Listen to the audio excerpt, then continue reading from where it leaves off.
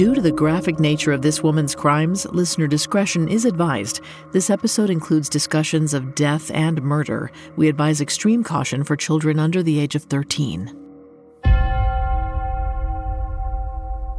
The Gilded Age, the stretch of time following the American Civil War, a period of immense change, of glimmering innovations and endless possibilities. At least, that's what most people think it meant. But it was actually a satirical term coined by Mark Twain and Charles Dudley Warner. In their novel, by the same name, the co-writers shined a light on the greed and corruption of the times. You see, underneath all that 24-karat gold sparkle was an era that was rotten to the core. That's because there was a new breed of people on the rise, and they'd do just about anything to strike it rich. I'm talking greedy capitalists, robber barons, and, as we'll see in today's episode, confidence artists. That brings us to the story of Nancy Clem. In a lot of ways, she was a woman of her time. On the outside, she shimmered like any other respectable lady in her town. She was beautiful and charismatic, with the kinds of connections that could open just about any door. But beneath all that charm was a con woman. She endeared herself to countless victims and promised things she knew she could never deliver on. And that didn't just make her notorious, it made her deadly.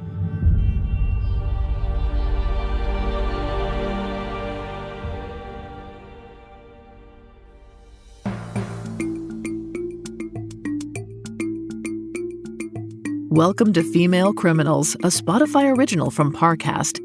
History has seen its fair share of women in trouble with the law, but whether or not they were all criminals is sometimes open to interpretation. This is the show where we cover the full spectrum of women behaving badly. This week, we're meeting Nancy Clem. We'll follow her beginnings as the daughter of a celebrated pioneer and track her unexpected career as a financial savant turned con artist. We'll also get to know her business associates and piece together her involvement in a bloody crime no one saw coming. Next week, we'll plunge deeper into the Cold Spring tragedy. We'll explore the investigation, the trials, and discover why our leading lady went down in history as the notorious Mrs. Clem. We've got all that and more coming up. Stay with us.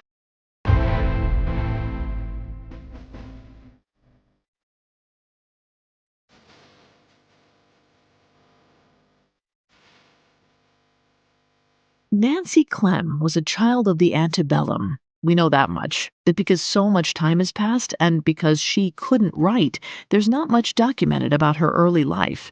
What I can tell you was that she was born around 1833. I can also tell you that her father, John Hartman, was a hard-working farmer. But no matter how long he toiled away on his North Carolina property, he couldn't make the land fertile. So at some point during Nancy's childhood, he packed up and moved his family a few states over to Indiana. There, he went all in on a 140-acre plot of land in Pike Township, a rural community about 15 miles northwest of Indianapolis. And the gamble paid off. Within a few years, John was not only making a comfortable living, he was known as one of Central Indiana's most highly respected pioneers. Which might not be saying much, to be perfectly frank, because back in the early 1800s, the population of Pike Township was minuscule. But that only made John even more renowned. Wherever he went, people knew him, and by extension, they also knew his daughter, Nancy. That made her special. Before we continue with the psychology for this episode, please keep in mind that I'm not a licensed psychiatrist or psychologist, but we have done a lot of research for the show. And we started by looking into what recognition does to a person's brain. Whether or not we want to admit it, we all experience a sort of ego boost when people know who we are, especially when they've not met us before. That's because the effects of fame and recognition aren't so different from when people take mood-enhancing drugs. Whenever we get a hit, say through a nice compliment or even a promotion, our brains get a spike of dopamine. We've discussed in the past that this is the hormone that makes us feel good. But as we all know, too much of a good thing can also be, well, bad for us.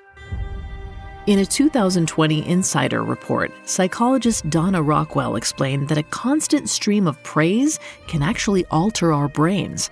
She said, when a person becomes famous, there's so much attention on them that neurologically they forget how to have appropriate and healthy empathy for other people. Too much recognition can also lead to what's known as acquired situational narcissism, or ASN. Psychiatrist Robert Millman first identified ASN through his work with celebrities, and in his experience, people with ASN and classical narcissism both have grandiose fantasies as well as a distorted view of their place in the world. For classical narcissists, these thoughts are often self-contained, meaning the people around them don't necessarily share those same beliefs. But acquired situational narcissists are different again. Not only do they believe that they're better than the rest, the world actually treats them that way. As far as we can tell, the community of Pike Township treated Nancy and her family very differently. Despite being the daughter of a humble farmer, she was deemed a respectable young woman from the start. And she didn't have to lift a finger to gain that esteem. Everyone just wanted to be in her orbit. It certainly helped that Nancy was beautiful, so I'm guessing that when she came of age, she had her pick of suitors. But she was also smart. She wasn't just going to marry some average Joe off the street. No, she wanted her future husband to come from a respectable family and have good prospects. She had an image to maintain.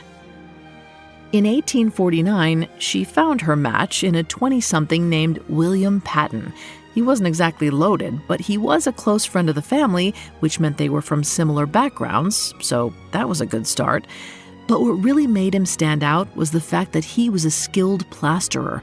Today, Patton's field of work might not seem so lucrative, but back in the 19th century, it was a career that was filled with possibilities. That's because at this point in time, the city of Indianapolis was just in its infancy. Men and women were leaving behind the farmlands and flocking to the city for bigger and better opportunities. There was a sudden need for new homes, offices, and buildings, and that created a demand for skilled craftsmen. Patton and Nancy saw this construction boom as a way to level up their small-town life. So soon after the two married, they made their way to Indianapolis. And it seems Patton did fairly well for himself there. He bought a beautiful house in a part of the city teeming with upper-class professionals. We're talking doctors, lawyers, and even a future U.S. president. Now, you might think that a plasterer's wife might have had some trouble fitting in with such a highly esteemed crowd, but that simply wasn't the case for Nancy. Ever the social butterfly, she commanded the respect of everyone who knew her. Her life was only made sweeter in 1851 when the couple welcomed their first child, Albert, into the world. And for a few years, things seemed golden. But then in 1857, everything changed. That September, 36-year-old William Patton died suddenly, shattering Nancy's picture-perfect life. The 20-something was now a widowed single mother with no career prospects of her own. Not only was she grieving her husband, she stood to lose her status, her home, and her financial security. As extreme as that sounds, it's a situation that many women find themselves in, even now, because men tend to die a lot younger than women. University of Michigan economist Joanne Shu attributes this phenomenon to the fact that on average, women have lower financial literacy than men. This is due to a host of factors, like stagnant gender norms and an unequal division of household labor. However, according to Shu, that all starts to shift as widowhood becomes more imminent. Basically, it's a sink-or-swim moment for widows. You either fall into poverty or rise up and take control of your finances. Fortunately, Nancy did the latter. Following the death of her husband, she took a closer look at her checkbooks and became a sort of financial savant. It certainly helped that Patton had set her up for success. He left her a good chunk of change, as well as the deeds to 2 properties, the house which they lived in and another that she could rent out for about $200 a year. It was a way to earn some passive income, but it wasn't enough to cover all her expenses. Of course, Nancy always had the option to work. As a 19th century woman, she could have gotten a job as a laundress or a domestic servant, but that would mean losing her place on the respectability scale, and she wasn't about to do that. So she had to get a little creative. With the additional income, along with the lump sum she received, Nancy began loaning out money to friends in return for high-interest repayments. I know that probably sounds weird, but back then, giving out personal loans was totally normal. The federal government was still struggling to set up the nation's banking system, so it was actually safer to do business with friends than a privately operated bank. What do I mean by that? Well, do you know that scene from It's a Wonderful Life where the whole town is running to the bank, demanding their money back? Historically, in times of financial crises, it wasn't unheard of for banks to deny those kinds of requests. So in a way, leaving your money in their safe was just as much of a gamble as, say, playing the slot machine. In any case, word quickly spread in Indianapolis that if you needed a loan, Nancy was the woman to see. And pretty soon, the single mother was not only back in the black, she was back in the limelight. And she was determined to stay there. Up next, Nancy plays the confidence game. Hi listeners, it's Vanessa from the Spotify original from Parcast, Cults. Next on our series, a 4-part deep dive into the religious movement known as the Moonies. Sushi, mass weddings, political coups. Discover the many business ventures, beliefs, and scandals of this headline-making sect. This is one special you do not want to miss. You can also catch up on hundreds of classic episodes and new ones each week by following Cults free on Spotify. Find out what turns a natural-born leader into a vessel for wreaking havoc. Enjoy a new episode of Cults every Tuesday, free and only on Spotify. Now back to the story. By the mid-19th century, Nancy Clem was on everyone's radar. When it came to getting a private loan in Indianapolis, she was the woman to see. At the time, it was a rarity for a woman to be so financially savvy, so naturally, people couldn't stop talking about her. They also couldn't stop chasing after her. Thanks to her prim and proper image, the 20-something had a string of suitors pining after her. But as far as I can tell, she took her time looking for her next Mr. Right. Until finally, in 1859, after about 2 years of widowhood, she found him. Like Nancy, 29-year-old Frank Clem was a well-respected member of Indianapolis society. He attended church, abstained from alcohol, and owned a local grocery store. Since there weren't many other shops at this time, that meant Frank made a fairly good income. Despite this, he never flaunted his wealth. In fact, when it came to his finances, he ran a tight ship. Perhaps that explains why, before the two officially tied the knot, Nancy made him sign a prenup. In it, she demanded she retain the rights to both her properties from her first marriage, as well as complete control over all her business affairs. And back then, this was a huge deal. The Married Women's Property Acts had just been passed in Indiana a few years earlier, and it offered women of means a much-needed safety net. Before that, anything they owned or earned would go straight to their husbands. Of course, Nancy wasn't going to let anyone mess with her money, and the prenup made sure of that. Fortunately, Frank didn't put up much of a fight. Given that he was a frugal man, it made a lot of sense. If he agreed to keep their finances separate, then he wouldn't be on the line for providing for Nancy or her son. It was a win for both of them. Besides, Frank had to have admired her work ethic. Even though she could have coasted off his income, she chose to grind it out, and during the next few years, she continued her hustle, renting out her second property as well as loaning out large sums of money for profit. And for that, not only did her standing in the community grow, she became one of the city's greatest success stories. But she wasn't the only one moving on up in the world. And here's where we'll meet some important new players in Nancy's story. During the 1860s and 70s, Indianapolis saw rapid growth. Factories and mills sprouted up across the landscape, often flanked by miles and miles of railway tracks. Thanks to these developments, thousands moved to the emerging metropolis, hungry for their share of what the Gilded Age had to offer. But you know what they say, all that glitters is not gold. Best friends Jacob Young and William Abrams learned that lesson the hard way. The two 20-somethings made the move to Indianapolis in 1865, but unlike Nancy's smooth transition into middle-class respectability, the men had a more difficult time finding their footing. Jacob got a job at a hardware store, working as a delivery man and eventually a clerk. Meanwhile, William put his hands to use as a journeyman carpenter, working under a master contractor. But while the work was honest, the two were barely scraping by. As they struggled to provide for their families, they leaned on each other for support. Until, finally, in the summer of 1867, Jacob and William decided to shake things up. They quit their jobs and started their own enterprise. They began as street brokers, people who, according to historian and author Wendy Gamber, trafficked in stocks, mortgages, and promissory notes without undertaking the burden of keeping a brick-and-mortar establishment. Basically, they gave out loans and took on debts in return for high-interest payments, pretty much just like Nancy, which again was fairly standard for the time. But at some point, the duo changed the name. They went from being the creditors to the borrowers.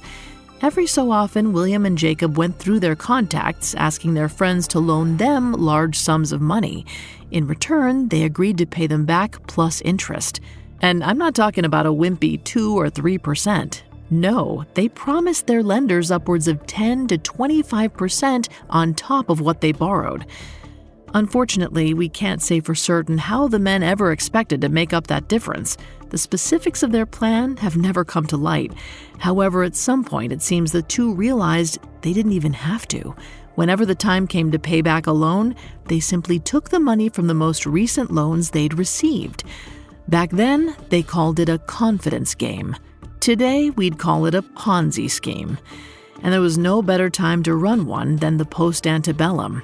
According to Maria Konnikova, that's because periods of social and political uncertainty present con artists with an abundance of opportunities, as that's when people are more likely to rely on emotions over logic. Given that the Civil War had just come to an end, America was a country filled with uncertainty. As communities rebuilt, con artists took advantage of this turbulent time. William and Jacob were doing just that. The two gained their victims' trust by promising a tantalizing return on their investments. And for a period of time, they actually made good on their word. They took those initial loans and turned a profit for both the lenders as well as themselves. Or at least, that's what it looked like from the outside. After what felt like no time, the two appeared to be rolling in money. And boy, did they know how to blow through it. Before the year was up, both men bought themselves beautiful houses in the same part of town as Nancy. They also got themselves a horse and buggy, which would have been like someone buying themselves a flashy car today, and they took on a domestic servant. That last part was a pretty big deal because it signaled to the rest of the world that they were rich enough to employ help, and that meant they were now official members of the middle class. The sudden move up the social ladder might explain why the two felt the need to celebrate, because at some point, they also started throwing lavish parties. And this is how they connected with Nancy Clem, or should I say, reconnected. William knew the 30-something from back when they'd lived in Pike Township, so when it was time to ring in the new year in 1868, he made sure he was on the guest list. Of course, she wasn't the only hometown transplant among the guests. Jacob Young and his wife Jane were there too, but Nancy claimed she'd never crossed paths with the young couple before that night. And yet, it was almost as if the trio had known each other since birth. At the party, Nancy, Jacob, and Jane all gravitated towards one another. So much so that at some point, Jane pulled Nancy aside and said that her husband could make her a ton of money. Of course, this is all according to Nancy, so you might want to take these details with a grain of salt. But after that initial conversation, Jacob and William reportedly pulled her aside and attempted to bring her into the fold. As far as we can tell, Nancy didn't need much convincing. She was all about money, and by the spring of 1868, it appears she was a full-fledged member of their operation. I'm going to stop and point out that this was a huge turning point for Nancy. She went from neighborhood lender to someone committing outright cons, though exactly what they were doing isn't clear. Of course, that was all part of the scheme. It was important to keep the particulars of their business under wraps. Not only that, the trio didn't want their marks to know that they were working as a team. That might make people more suspicious. So they tried to keep their alliance a secret. Nancy had her own reasons to conceal her role. For starters, she didn't want her husband to know what she was up to. While Frank had signed off on Nancy managing her own business affairs, it seems she worried that he'd find the entire enterprise distasteful and force her to give it up. Second, she was acutely aware that both William and Jacob were nouveau riche. William appeared to be blowing through his money with abandon, and Jacob had a tacky tendency to flaunt his wealth, wandering about town with wads of cash in his hand. Nancy certainly wouldn't want to be associated with that kind of behavior, at least not in public. As far as I can tell, neither man was offended by this. That's likely because she was the one bringing in the big bucks. She had a way of putting people at ease and making them want to give her their money. Over the next few months, she convinced her dressmaker to loan them her entire life savings. She also talked her family physician, Dr. William Duzin, into loaning her over $20,000. Back then, that was more than a person's yearly wages and enough to buy acres and acres of land. So yeah, it was a lot of money, and Dr. Duzin wasn't stupid. He asked the same questions that you and I might ask, like what exactly was Nancy going to do with the loan, and how was it going to magically accrue interest? To which Nancy explained that she was, quote, engaged in business transactions with a body of responsible gentlemen by which she made large profits. Vague, I know, but it's possible that Nancy was telling the truth. Again, because the inner workings of their operation were never uncovered, the trio could have been doing anything with that money. Over the years, people have thrown around a lot of theories. Some speculated that Nancy, William, and Jacob were working for a larger network of politically corrupt men. There were also whispers that the trio may have been laundering money for local gangs. But as many of us know, the simplest answer is often the most likely.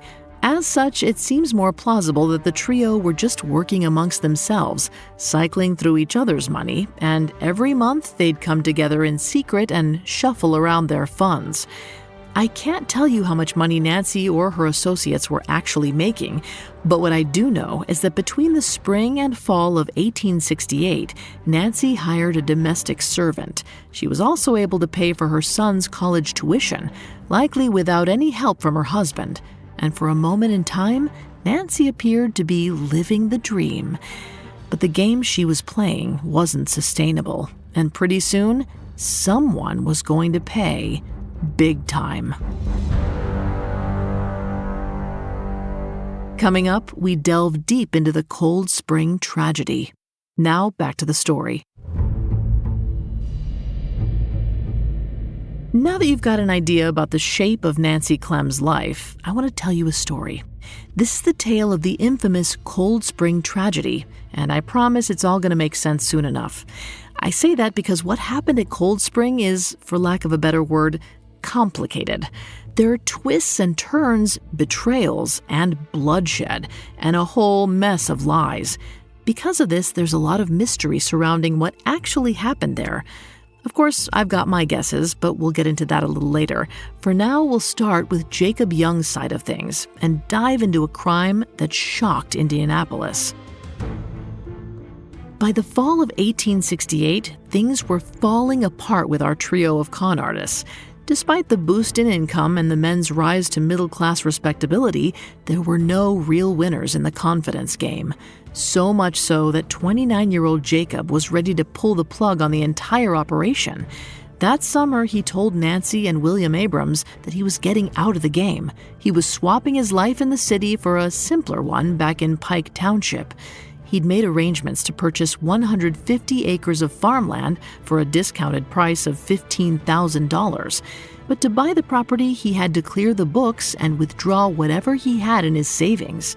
So on September 11th, he went to the bank and cashed out just over $7,000 from his account. We know this because of his habit of flaunting his money all around town. Several locals saw him carrying around a fat roll of cash that day. The following morning, he met with 35-year-old Nancy to square away their debts. More specifically, it appears he went to collect what was owed him. As far as we can tell, Nancy scrambled together what money she could and begrudgingly handed it over. After that, Jacob was one step closer to securing the Pike property and turning his life around. It was certainly a moment to celebrate. After a quick meal at home, Jacob and his 28-year-old wife, Jane, decided to take an afternoon buggy ride to enjoy the rest of the day. Jane was so excited about the outing that while Jacob prepared their horse and buggy, she changed into a new outfit, putting on a brown gingham dress over a full crinoline skirt. Then she skipped outside and the two headed about 5 miles northwest to Cold Spring, a popular destination on the banks of the White River. Around 2 p.m., they arrived at Cold Spring and hitched up their horse and buggy. Then the two strolled along the bluff, looking at the river below them. Eventually, they made their way down to the sandbar, where the sun was still beaming down on them. Jacob got so hot he took off his coat and hung it on a willow branch before scavenging the shoreline for seashells. Meanwhile, Erie Locke and his family were fishing just around the bend. It was around 4 o'clock when his kids, 13-year-old Millie and 11-year-old Seymour, grew restless and went for a swim. They splashed their way down the river until they came across a startling sight. It was Jacob and Jane Young, and from where the kids were, it looked like they were enjoying an afternoon tryst. Not that the kids stuck around to get a good look. Millie and Seymour figured it was best to give the couple some privacy and made their way back upstream to their father. Soon after that, the family packed up and headed back home to Indianapolis. But we're going to stay in Cold Spring because that's where Robert Bowman was early the next morning when he stumbled upon the same sight as Millie and Seymour, only he was close enough to see that Jacob and Jane weren't wrapped in a lover's embrace. They were dead. Jacob had been shot in the head and a shotgun lay beside him. Jane had also been shot in the face. But unlike Jacob, her body was burned to a crisp. It was a gruesome way to die, but despite all the carnage, it was difficult for investigators to jump to the conclusion of murder. Sure, there were rumors that Jacob may have had some questionable business dealings, but most of Indianapolis saw the two as upstanding, honest citizens, so it didn't make sense that anyone would want them dead. So investigators initially believed they were dealing with a tragic case of murder-suicide. They thought that due to some unknown marital trouble, Jacob shot and killed Jane, then turned the gun on himself. Today, that type of crime is called intimate partner homicide, or IPH. The ugly truth is that IPH is a common crime against women. In fact, according to a 2017 CDC report, over half of the killings of American women are related to intimate partner violence. Unfortunately, the research behind why this phenomenon happens is slim. But according to sociologist Margaret Zahn, there are 3 indicators that may increase the likelihood of IPH. First is a woman's history as a victim of violence. The more they were exposed to severe violence in the past, the more likely she may fall victim to IPH. Second is the perpetrator's own history of substance abuse problems. Male IPH perpetrators are more likely to drink and use drugs on the regular. And third is the overall toxicity in both the victim and perpetrator's daily life. In general, Zahn found that drug use, serious alcohol abuse, and gun possession were highly associated with the murder of women by their intimate partners. So a proclivity for substance abuse and a history of violence. Did this describe Jacob and Jane Young's relationship? Investigators were determined to figure that out. They spoke with 2 people who saw them regularly, the couple's domestic servant and Jacob's live-in niece. According to both, Jacob lived a sober life. He didn't drink or take any drugs, and though he was known to carry around a holster, he mostly used it to hold his rolls of cash. What's more, Jacob loved his wife. He doted on Jane, and there was no history of domestic abuse to speak of, so the whole theory of a jealous husband carrying out a murder-suicide was dead on arrival. Then came the autopsy. The coroner ruled that Jane's body had burned so badly because of her on-trend outfit. When she was shot, it seems the gunpowder that was released ignited a spark on her highly flammable crinoline skirt, so that accounted for one mystery. But there was still plenty to puzzle over, because the wound left by the bullet lodged in Jane's temple was noticeably different from the wounds found on her husband. That meant she'd probably been shot with a smaller pistol instead of the large shotgun that was found at the scene. With this revelation, authorities threw the idea of IPH right out the window. It made no sense that Jacob would kill his wife with a pistol, get rid of the gun, then shoot himself in the head with another weapon. No, the truth was becoming clearer now. What they had on their hands was a double homicide. So investigators rolled up their sleeves and went back to the crime scene. But at this point, they weren't the only ones there. News of the grisly murder had spread like wildfire, and everyone was curious to see the Cold Spring tragedy for themselves. Unfortunately for investigators, this meant that a lot of the crime scene was contaminated. Despite this, authorities painstakingly scoured the area, and while they didn't recover the pistol that killed Jane, they did find a distinctive set of footprints that went from Jacob's remains over to his coat that he'd hung on a tree branch. To authorities, it looked as though whoever made the tracks was the one to shoot and kill the Youngs. They also surmised that after doing the deed, the perpetrator likely ran to Jacob's coat so as to pocket the rolls of cash he'd flashed around before his death. Of course, this was all just speculative, but it didn't matter. The investigation was finally heating up, and they went full steam ahead with their lead. Authorities measured the footprints and determined that it had been made by a woman with a size 3 shoe. All they needed to do now was find their Cinderella. And where was Nancy in all of this? Well, we'll get to that next time.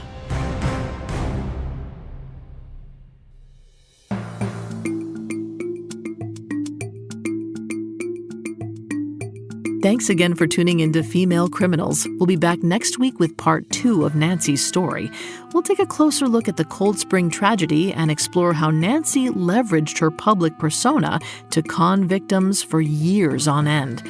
For more information on Nancy Clem, amongst the many sources we used, we found The Notorious Mrs. Clem, Murder and Money in the Gilded Age by Wendy Gamber, and The Cold Spring Tragedy, Trial and Conviction, as published by A.C. Roach, extremely helpful to our research. You can find all episodes of Female Criminals and all other Spotify originals from Parcast for free on Spotify. We'll see you next time. Female Criminals is a Spotify original from Parcast. Executive producers include Max and Ron Cutler. Sound design by Anthony Valsic, with production assistance by Ron Shapiro, Nick Johnson, Trent Williamson, and Carly Madden. This episode of Female Criminals was written by Jane O, edited by Joel Callan, fact-checked by Bennett Logan, researched by Mickey Taylor and Chelsea Wood, and produced by Bruce Kitovich. I'm Vanessa Richardson.